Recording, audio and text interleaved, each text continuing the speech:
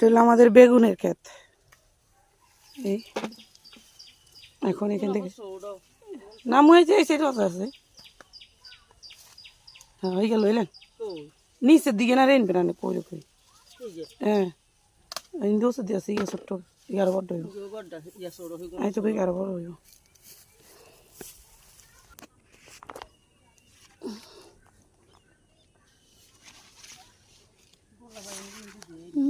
বেগুনগুলো এখনো ছোট ছোট।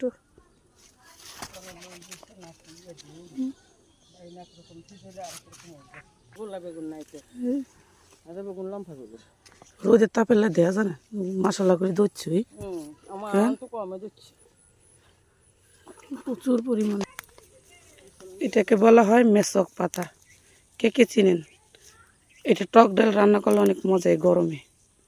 দেখছেন এই যে পাতাটা দেখেন দেখেন এই যে মেসক পাতা।